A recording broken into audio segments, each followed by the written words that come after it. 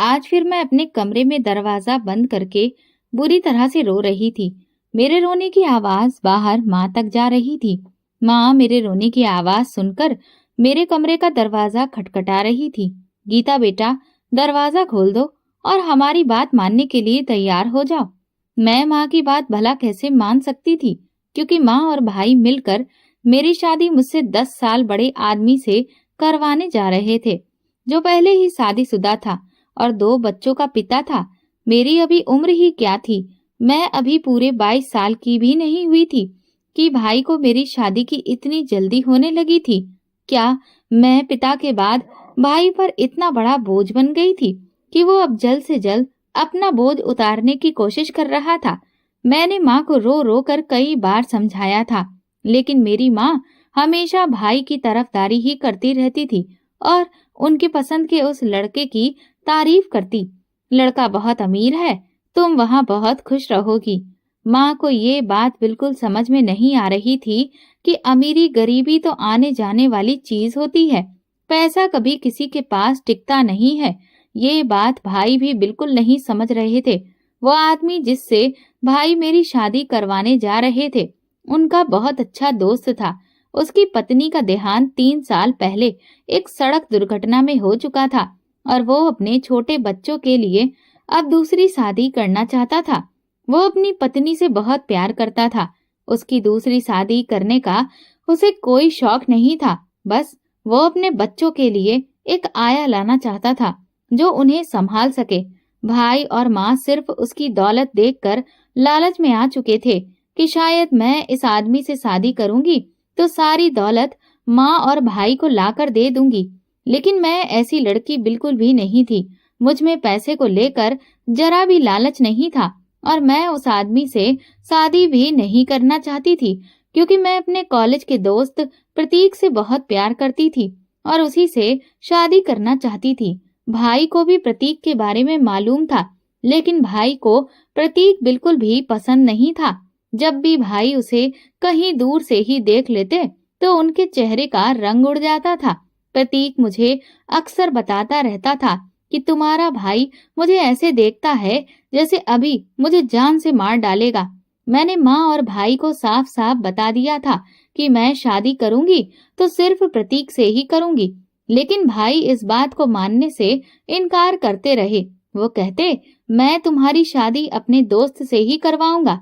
आज फिर जब भाई ने शादी की बात छेड़ दी तो मैंने दरवाजा बंद करके खुद को मारने की कोशिश की। माँ ने दरवाजे पर आवाज लगाते लगाते इतनी जोरदार चीखें मारी कि मोहल्ले की कई औरतें हमारे घर के दरवाजे पर जमा हो गईं और तमाशा देखने लग गईं। मैंने माँ का और अपना बहुत बड़ा तमाशा बना दिया था। ये देखकर मैंने दरवाजा खोल दिया। माँ कमरे में आई और मुझे जोरदार थप्पड़ मार दिया। मैंने माँ से कहा, आप जितना चाहे मुझे मार लें, लेकिन मैं आपकी बात कभी नहीं मानूंगी। अगर शादी करूंगी तो सिर्फ प्रतीक से करूंगी। माँ ने मेरी जिद और मेरी हरकतें देखकर आखिरकार हार मान ली और कहा, आज रात ही प्रतीक को घर बुला लो और चुपचाप उसके साथ शादी करके यहाँ से चली जाओ। अब मैं तुम्हें इस घर में और बर्दाश्त नहीं कर सकती। तुम जो मेरी और अपने भाई की इज्जत नहीं रख सकती, हमारा कहना नहीं मान सकती, तो फिर हमें भी तुम्हारी कोई जरूरत नहीं है। आज के बाद मैं तुमसे हर रिश्ता खत्म करना चाहती हूँ।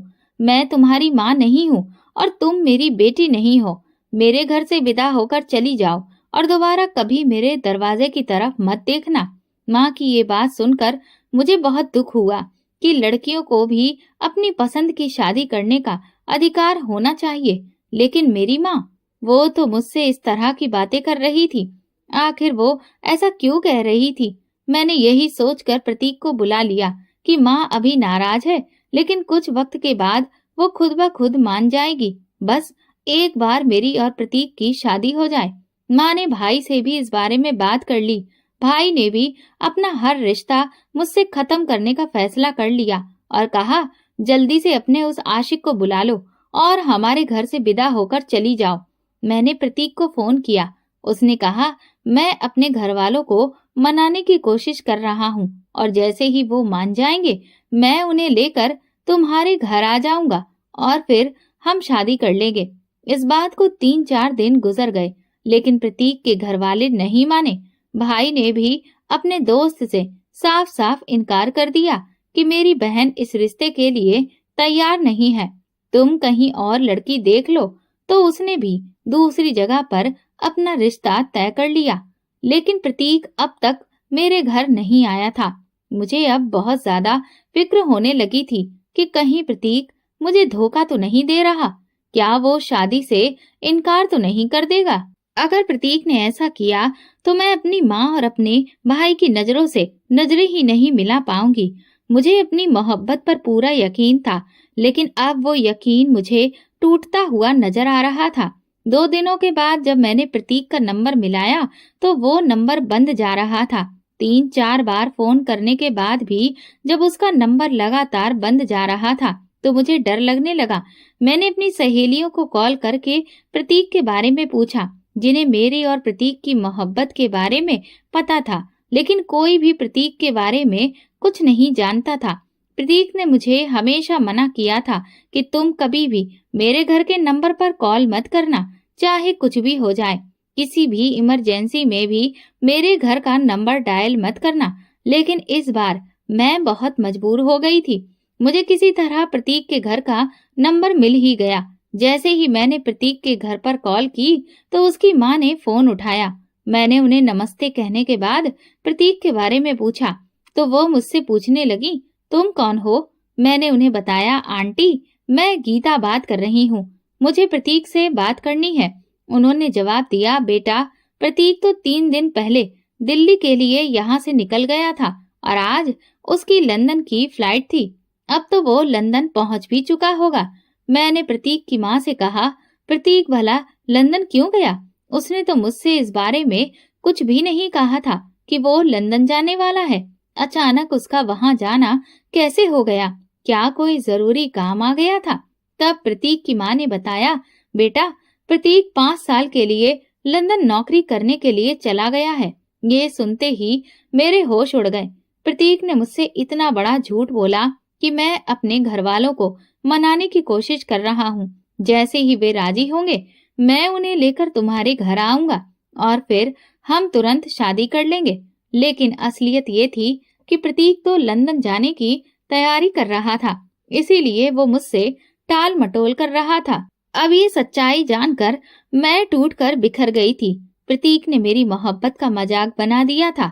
अब मैं अपनी माँ और अपने भाई को क्या मुंह दिखाऊंगी, ये सोच सोच कर मुझे बहुत घबराहट हो रही थी। भाई ने अपने दोस्त को भी मना कर दिया था, जिससे वो पहले मेरा रिश्ता तय कर रहे थे। मैं प्रतीक के धोखे के बारे में सोच सोच कर दिन रात रोती रहती थी, क्योंकि अब रोने के अलावा मेरे पास और कुछ भी नहीं बचा था। भाई ने मेरी पढ़ाई भी छुड़वा दी थी और हमेशा के लिए मेरा घर से बाहर जाना बंद करवा दिया था, क्योंकि मैं प्रतीक से अक्सर होटल और कैफे में मिलती थी और भाई को ये सब चीजें बिल्कुल पसंद नहीं थी। इसीलिए उन्होंने मेरा घर से बाहर निकलना बंद करवा दिया था। मैं प्रतीक के बारे में माँ को बताने ही वाली थी कि तभी पड़ोस की एक औरत ने माँ को बता दिया कि सुमन का बेटा तो लंदन नौकरी करने के लिए चला गया है। सुमन प्रतीक की माँ का ही नाम था। माँ उन्हें अच्छी तरह से जानती थी। माँ इस वक्त मेरे पास आई और गुस्से से बोली, पड़ोस की औरत ये क्या कहकर गई है? मैंने माँ को सब कुछ सच सच बता दिया कि हाँ माँ, प्रतीक इस देश को छोड़कर चला गया है। उसने मुझे बहुत बड़ा धोखा दिया है। मुझे नहीं पता था कि वो मुझसे शादी नहीं करेगा। उसने मुझसे बहुत सारी बातें की थी, लेकिन मैंने उन बातों को सच समझ लिया था। मैंने माँ से कहा, अब आप लोग जहाँ चाहेंगे मैं वहाँ शादी करने के लिए तैयार हूँ। माँ ने गुस्से में मेरे गाल पर जोरदार तमाचा मार दिया और बोली, तुमने एक धोखेबाज के चक्कर में मेरी और अपने भाई की इज्जत मिट्टी में मिला दी। तुम्हें हमारी इज्जत का जरा भी ख्याल नहीं आया। कम से कम मेरी विधवा हालत के बारे में तो सोच लिया होता। अब मोहल्ले वालों को मैं क्या जवाब दूंगी? अब सबको पता चल चुका है कि तुम्हारा रिश्ता 1-2 दिन में प्रतीक के घर से आने वाला था और अब जब वह देश छोड़कर चला गया है तो मैं लोगों को क्या कहूंगी? माँ आगे बोली, तुमने हमें कहीं मुंह दिखाने के लायक ही नहीं छोड़ा। जिस तरह तुमने अपनी और मेरी बदनामी करवा दी है, अब मोहल्ले में कहीं से भी तुम्हारे लिए कोई रिश्ता नहीं आएगा। अब बैठी रहो सारी उम्र। मुझे पता था कि जब मेरे भाई को प्रतीक के बारे में पता चलेगा तो पता नहीं कौन सा नया तूफान आएगा, क्योंकि मेरे भाई को इस शादी के लिए मनाने वाली भी मेरी माँ ही थी। माँ ने ही भाई से कहा था, जो गीता चाहती है वही कर दो। अब भला क्या किया जा सकता है? उसकी पसंद यही है तो हमें उसे किसी न किसी के साथ विदा करना ही है। हम जहाँ चाहते थे वहाँ नहीं सही, लेकिन जहाँ वो चाहती है वहाँ शादी हो जाए। लेकिन अब सब कुछ बर्बाद हो चुका था। भाई का गुस्सा मुझे बर्दाश्त करना ही था। शाम को जैसे ही भाई घर आया, मेरा दिल जोर जोर से धड़कने लगा। माँ अब उसे बता ही देगी। भाई ने आते ही माँ से खाना मांगा, क्योंकि वो मुझसे बात नहीं करते थे। जब से उन्होंने मेरी और प्रतीक की शादी के लिए हामी भरी थी, तब से उन्होंने मुझसे बात करना ही बंद कर दिया था। वो सिर्फ इतना कहते थे, जल्दी से प्रतीक को बुलाओ, जो जब वो आएगा तो तुम्हारी शादी कर दूंगा, फिर तुम यहाँ से चली जाओ। मेरा तुमसे कोई रिश्ता नहीं रहेगा। हम दोनों का हर रिश्ता आज के बाद खत्म। बातचीत तो दूर की बात थी। माँ ने जैसे ही भाई के सामने खाना रखा, उन्होंने अचानक कहा, बेटा अब गीता का कहीं और रिश्ता देखना शुरू कर दो। भाई ने तुरंत पूछा, क्यों? प्रतीक नहीं आ रहा? माँ ने जवाब दिया, नहीं बेटा, वो तो ये देश छोड़कर भाग गया है। ये सुनते ही भाई गुस्से से तमतमा गए और उन्होंने गुस्से में खाना उठाकर जमीन पर फेंक दिया। थाली जमीन पर इतनी जोर से गिरी कि तेज आवाज हुई और मैं बुरी तरह से घबरा गई। भाई गुस्से में बोले, मुझे पहले दिन से ही पता था कि वो लड़का ठीक नहीं है, लेकिन आप लोगों ने मेरी एक बात भी नहीं मानी। जब मैं अपने दोस्त के साथ रिश्ता तय करना चाहता था, तब आप लोग तैयार नहीं हुए। अब मेरा इस मामले से कोई वास्ता नहीं है। जहाँ चाहो वही रिश्ता कर लो। मैं अब कुछ नहीं कहूँगा। भाई गुस्से में घर से बाहर चले गए। माँ भी रोने लगी कि मेरी वजह से भाई बहुत गुस्सा हो गए हैं और उन्होंने खाना भी नहीं खाया। मैंने भी दरवाजा बंद कर लिया और उस दिन आंसुओं की नदियां बहाई। जितना रो सकती थी, जितनी दुआएं मांग सकती थी, भगवान से मांग ली। हे भगवान, मेरे लिए कोई न कोई रिश्ता भेज दो, ताकि मैं इस घर से विदा होकर चली जाऊं, क्योंकि अब मैं अपनी माँ और अपने भाई दोनों पर एक बोझ बन चुकी हूँ। वे लोग मुझे अपनी जिम्मेदारी नहीं बल्कि बोझ समझकर ही अपने सिर से उतारना चाहते थे। मुझसे बहुत बड़ी गलती हो गई थी कि मैंने प्रतीक को पसंद किया था, लेकिन ये कोई गुनाह तो नहीं था जिसकी इतनी बड़ी सजा मुझे दी जा रही थी कि मेरे अपने ही मुझसे हर रिश्ता खत्म कर रहे थे। हमारे घर का माहौल अब बहुत ज्यादा बदल चुका था। भाई और माँ के चेहरों पर एकदम खामोशी छा गई थी। वो भी अंदर से टूट चुके थे, क्योंकि मेरी वजह से मोहल्ले वालों और रिश्तेदारों के सामने बहुत बदनामी हो चुकी थी। मैं दिन रात रोती रहती थी। एक दिन हमारे दरवाजे पर एक भिखारी आया। उसने आते ही खाने के लिए गुहार लगाई। मैंने अपने लिए खाना परोसकर अभी सामने रखा ही था कि मैंने उस भिखारी की पुकार सुनी। फिर वो खाना भिखारी को देने के लिए मैं चली गई। मैंने सोचा कि शायद भगवान मेरी इस अच्छाई से खुश हो जाए और मेरे लिए कोई रिश्ता भेज दे।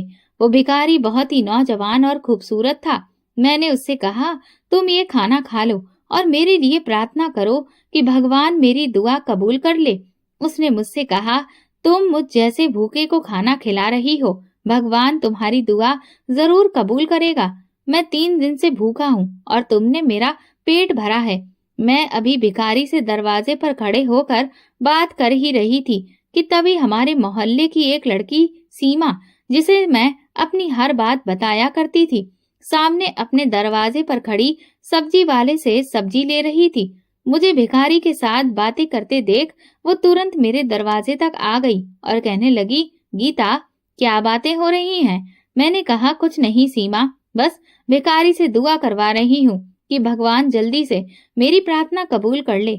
सीमा को मेरे और प्रतीक के बारे में सब कुछ पता था और वो मेरे घर के माहौल को भी अच्छे से समझती थी। सीमा मेरे भाई को बहुत पसंद करती थी और उसे शादी करना चाहती थी। इसी वजह से वो अक्सर हमारे घर आती जाती रहती थी। माँ से उसकी कुछ खास बनती नहीं थी, क्योंकि माँ को सीमा बिल्कुल पसंद नहीं थी।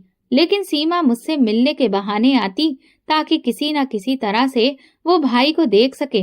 भिखारी जब वहां से चला गया तो सीमा मुझसे कहने लगी, गीता, तुम क्या सोच रही हो? मैंने कहा, यार, मैं यही सोच रही हूँ कि शायद भगवान इस भिखारी की प्रार्थना कबूल कर ले। सीमा कहने लगी, भगवान इस भिखारी की दुआ क्यों नहीं कबूल करेगा? ये भिखारी है ही इतना प्यारा और खूबसूरत। तुम्हें पता है गीता, मोहल्ले की आधी लड़कियां तो इसे देखने के लिए और इसे खाना खिलाने के लिए आती हैं। ये भिखारी हर शनिवार को इस मोहल्ले का चक्कर लगाता है और सारी लड़कियां इसे देखने में लगी रहती हैं। मैंने सीमा से कहा, सारी लड़कियां इसे इसलिए देखती हैं क्योंकि ये खूबसूरत है, लेकिन कोई भी लड़की इस भिखारी से शादी तो नहीं करेगी। आखिर ये एक भिखारी ही तो है। कोई भी लड़की भला किसी भिखारी से शादी क्यों करना चाहेगी? हम दोनों आपस में बातें कर ही रहे थे कि तभी मेरे भाई मोटरसाइकिल से आए और हमें दरवाजे पर खड़ा देखकर गुस्सा होने लगे। मैं तुरंत अपने घर के अंदर चली गई और सीमा भी भाई को देखते देखते अपने घर के दरवाजे के अंदर घुस गई। भाई ने मुझसे कहा, दोबारा कभी भी मैं तुम्हें दरवाजे पर खड़ा हुआ ना देखूं, इस बात का ख्याल रखना। मैंने भाई से कहा, ठीक है भाई, बस भिखारी को भीख देने आई थी। तभी सीमा ने दरवाजे पर रोक लिया। भाई ने आते ही माँ से कुछ बातें करनी शुरू कर दी। मैंने बहुत कोशिश की कि उनकी बातें सुन सकूं कि वे दोनों आपस में क्या बातें कर रहे हैं, लेकिन वे इतने धीरे धीरे बोल रहे थे कि मेरे कानों तक कोई आवाज ही नहीं आ रही थी। वे दोनों कमरे के अंदर बैठे थे और मैं आंगन में खड़ी थी। मैं मन ही मन सोच रही थी कि शायद जो दुआ मैंने भिखारी से करवाई थी वो पूरी होने जा रही है। मुझे पूरा यकीन था कि माँ और भाई मेरी शादी के ही बारे में बात कर रहे होंगे, वरना मैंने उन्हें कभी इस तरह धीरे धीरे बात करते नहीं देखा था। मैं दिल ही दिल में उस भिखारी को दुआएं दे रही थी और अगले शनिवार का इंतजार कर रही थी, क्योंकि सीमा ने मुझे बताया था कि वो भिखारी हर शनिवार को इस मोहल्ले का चक्कर लगाता है। पूरा हफ्ता इसी इंतजार में गुजर गया कि कब वो भिखारी आएगा और मैं उससे फिर से दुआ करवाऊंगी। इस बार तो मैंने भिखारी के लिए पूरे 500 का नोट भी रखा था, ताकि मैं उसे देखकर और ज्यादा दिल से दुआ करवाऊं। अगले शनिवार का दिन आया, लेकिन वो भिखारी हमारे दरवाजे तक आया ही नहीं। मैं तुरंत सीमा के घर चली गई ताकि उससे भिखारी के बारे में पूछ सकूं, क्योंकि हमारा घर और सीमा का घर बिल्कुल पास पास था, एक ही गली में आमने सामने। सीमा उस वक्त आंगन में खड़ी कपड़े सुखा रही थी। मैंने उससे कहा, सीमा, तुमने तो कहा था कि वो भिखारी हर शनिवार को आता है, फिर वो आज यहाँ क्यों नहीं आया? आज भी तो शनिवार का दिन है। सीमा मुस्कुराकर बोली, लगता है मोहल्ले की बाकी लड़कियों की तरह तुम भी उस भिखारी की दीवानी हो गई हो, तुम्हें भी उससे मोहब्बत हो गई है। मैंने कहा, अरे नहीं पागल, मुझे बस उससे दुआ करवानी है। पिछले शनिवार को मैंने जो दुआ करवाई थी वो पूरी हो गई है। सीमा ने कहा, जरूर, शाम तक वो भिखारी आ जाएगा, तुम इंतजार करो। जैसे ही मैं सीमा के घर से निकली, मैंने देखा कि पड़ोसियों के दरवाजे पर वही भिखारी बैठा था और वहां 3 और लड़कियां खड़ी थीं। सीमा का कहना बिल्कुल सही था, मोहल्ले की सारी लड़कियां उस भिखारी पर मरने लगी थीं। मुझे ये देखकर बहुत हैरानी हुई कि मोहल्ले की लड़कियां किसी भिखारी पर कैसे मर सकती हैं। मैं जल्दी जल्दी अपने घर आ गई, क्योंकि मुझे यकीन था कि वो भिखारी जब हर दरवाजे पर चक्कर लगा रहा है तो फिर मेरे दरवाजे पर भी वो आएगा ही। मैं उसके इंतजार में खड़ी थी। वो भिखारी हमारे दरवाजे पर आ गया। मैंने उसे पूरे 500 का नोट थमा दिया और कहने लगी, मुझे आपकी दुआओं पर यकीन हो गया है। अब आप मेरे लिए और प्रार्थना कीजिए कि मेरा जल्द से जल्द रिश्ता हो जाए। वो भिखारी 500 का नोट देखकर खुश हो गया और मेरे लिए दुआएं मांगता हुआ वहां से चला गया। मैं भी उसकी दुआएं सुनकर खुश होने लगी। अब भिखारी की दुआओं के बाद माँ और भाई दोनों का रवैया मेरे साथ काफी हद तक अच्छा हो गया था। इस बात को तकरीबन 2 महीने गुजर चुके थे, लेकिन वो भिखारी हमारे मोहल्ले में नहीं आया। अब मुझे काफी फिक्र होने लगी थी कि आखिर वो भिखारी कहाँ चला गया। जिसकी दुआएं इतनी असरदार थीं। मैंने सीमा से उस भिखारी के बारे में अक्सर पूछा करती थी तो वो कहती, यार सिर्फ तुम ही नहीं, मोहल्ले की सारी लड़कियां परेशान हैं कि भगवान करे वो भिखारी हमें दोबारा नजर आ जाए। सीमा को मजाक करने की आदत थी, इसलिए जब भी वो बात करती तो मजाक में ही शुरू हो जाती थी। एक दिन मैं माँ के पास बैठी थी जब माँ मुझसे शिकायत कर रही थी, बेटी आजकल तेरे रिश्ते के लिए तेरा भाई और मैं बहुत परेशान हैं। अगर तुम वो रिश्ता ना ठुकराती तो आज ऐश और मजे की जिंदगी जी रही होती। माँ की बातें चल ही रही थी कि तभी भाई माँ के पास कुछ सामान लेकर आया। उसमें एक लाल जोड़ा और कुछ मिठाई के डिब्बे थे। ये सारा सामान देखकर मैं हैरान हो गई कि भाई ये सामान आखिर क्यों लाया है। माँ को ये सामान पकड़ाते हुए भाई ने कहा, इस जोड़े को जल्दी से इसे पहना दो और इसे तैयार कर दो। मैं इसके लिए लड़का देख चुका हूँ, थोड़ी ही देर में वो शादी के लिए आता ही होगा। माँ भाई से बोली, अच्छा बेटा, मैं अभी इसे तैयार करती हूँ। वो लड़का मान गया। चलो, शुक्र है भगवान का कि इसकी किसी के साथ तो शादी हो रही है।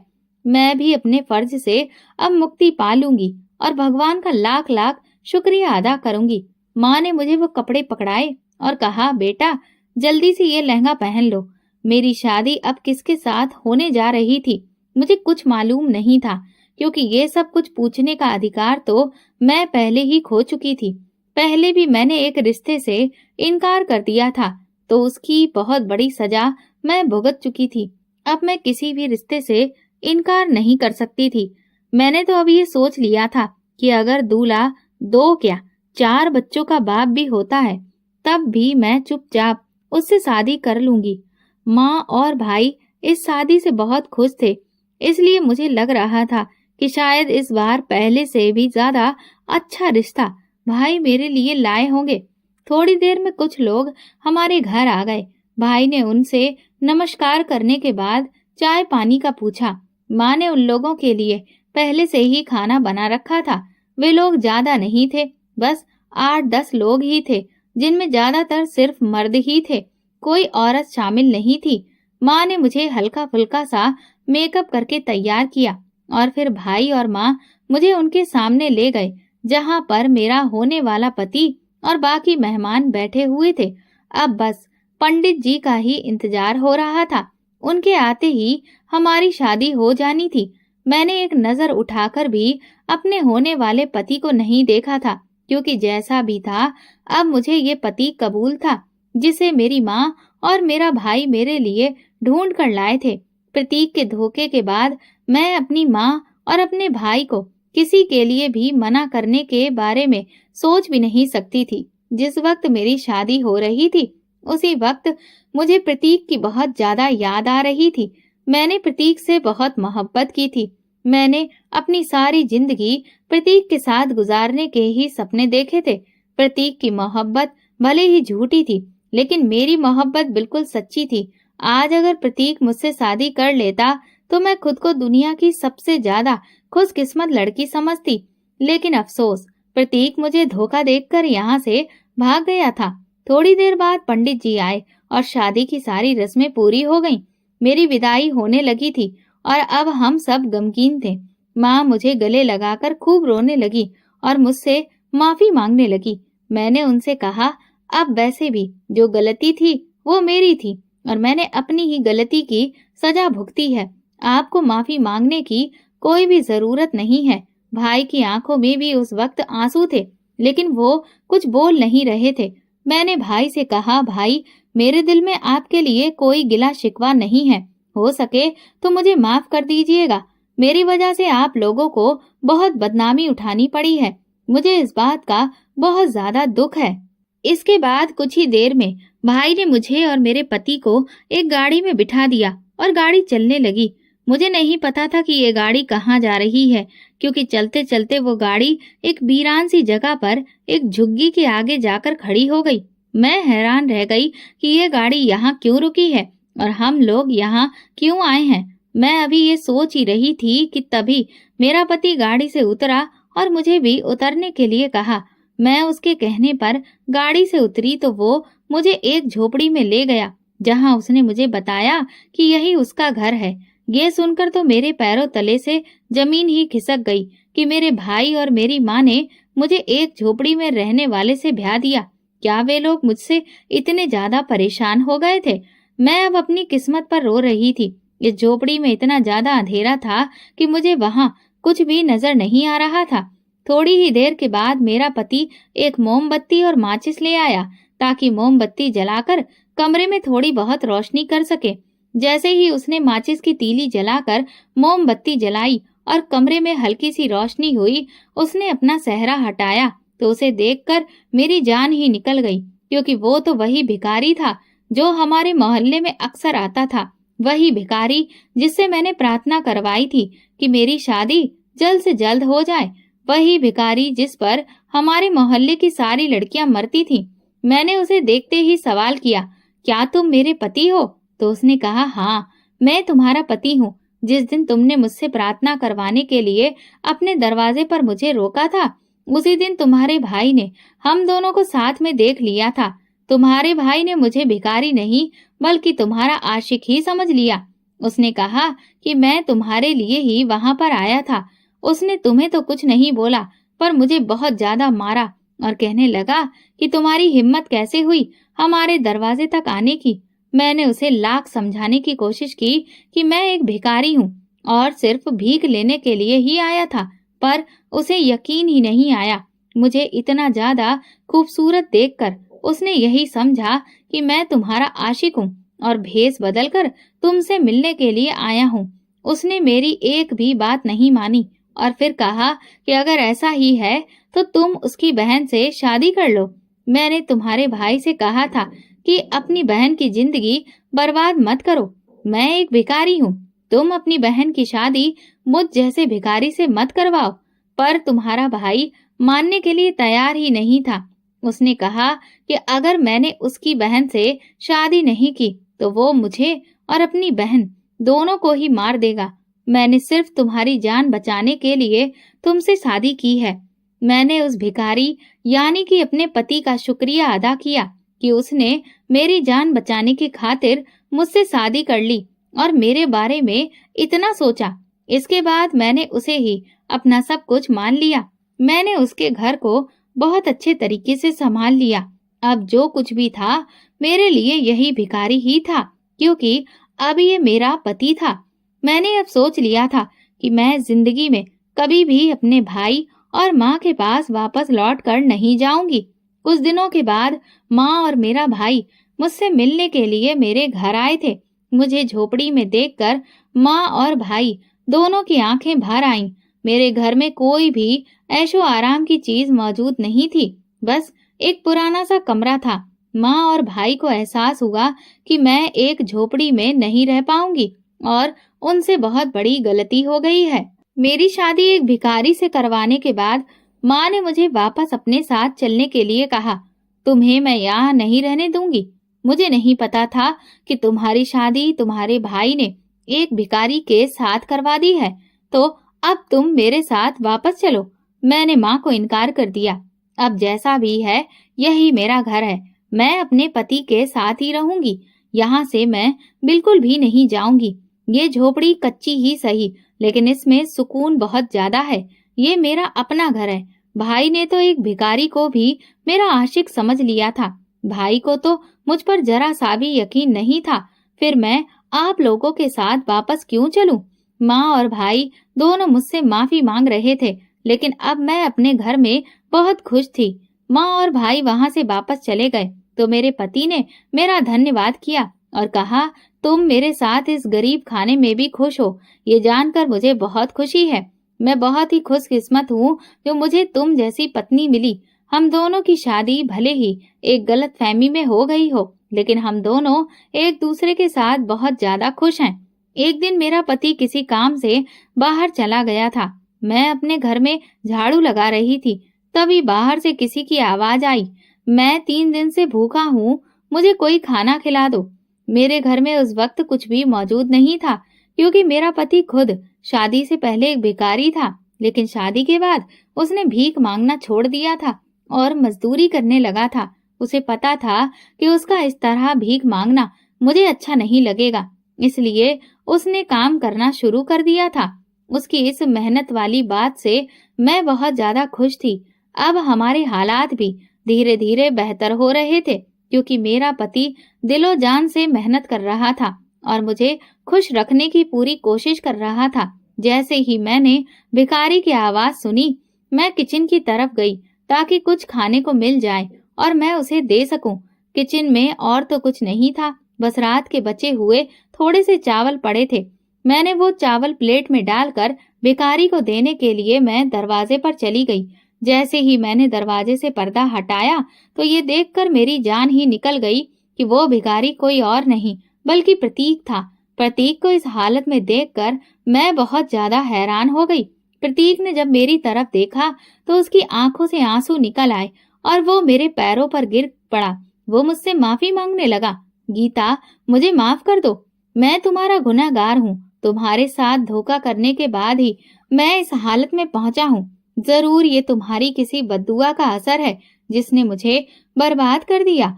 मैं प्रतीक की कोई भी बात सुनने के लिए तैयार नहीं थी। मैंने तुरंत दरवाजा बंद कर लिया और अपने घर के अंदर आ गई। मुझे यकीन ही नहीं हो रहा था कि प्रतीक आखिर इस हालत तक पहुंचा कैसे। मैं उसकी कहानी सुनना तो चाहती थी, लेकिन उससे बात बिल्कुल भी नहीं करना चाहती थी, क्योंकि अब मुझे प्रतीक से सख्त नफरत हो चुकी थी। लेकिन उसकी हालत देखकर मुझे बहुत दुख भी हो रहा था। प्रतीक काफी देर तक मेरा दरवाजा खटखटाता रहा। गीता, दरवाजा खोलो, मुझे माफ कर दो। जब तक तुम मुझे माफ नहीं करोगी, मैं यहाँ से नहीं जाऊंगा। इतनी ही देर में मेरा पति भी घर वापस आ गया। उसने प्रतीक को इस तरह हमारे दरवाजे को खटखटाते देखकर सवाल किया, भाई, तुम कौन हो? हमारे दरवाजे पर क्यों बैठे हो? प्रतीक ने सारी सच्चाई मेरे पति को बता दी और कहा, मैं गीता से माफी मांगना चाहता हूँ। मैं उसका गुनहगार हूँ। मेरा पति घर के अंदर आ गया और मुझसे पूछने लगा, ये लड़का कौन है? मैंने अपने पति को सब कुछ सच सच बता दिया। ये वही लड़का है जिसकी वजह से मेरी जिंदगी बर्बाद हो गई। अगर इसने मुझे धोखा नहीं दिया होता तो आज मैं इतनी मुश्किल जिंदगी अपने भाई के घर में नहीं गुजार रही होती। मैंने कितनी तकलीफें सही हैं, ये मैं ही जानती हूँ। मैं इसे कभी भी माफ नहीं करूंगी। मेरे पति ने मुझे समझाया, तुम्हें प्रतीक को माफ कर देना चाहिए। अगर प्रतीक ने तुम्हें धोखा नहीं दिया होता तो शायद हम दोनों कभी एक नहीं हो पाते। अगर तुम्हारे दिल में मेरे लिए जरा सी भी जगह है तो तुम्हें प्रतीक को माफ कर देना चाहिए। अपने पति के कहने पर मैंने प्रतीक को माफ कर दिया। प्रतीक ने बताया कि उसकी नौकरी चली गई थी और उस पर बहुत ज्यादा कर्ज हो गया था, जिस वजह से उसका सब कुछ बिक गया और वो बर्बाद हो गया। आखिर में वो भीख मांगने के लिए मजबूर हो गया। इसके बाद प्रतीक वहां से चला गया। इसके बाद मैं अपने पति के साथ बहुत ही खुशहाल जिंदगी बिताने लगी। दोस्तों, अगर आपको हमारी कहानी पसंद आई है तो फिर कमेंट करके जरूर बताइएगा। वीडियो को लाइक करें और ज्यादा से ज्यादा शेयर जरूर करें। अगर आप चैनल पर नए हैं तो सब्सक्राइब करें और हाँ, नोटिफिकेशन बेल को जरूर दबा दें ताकि अगली अपडेट सबसे पहले आपको मिले। धन्यवाद।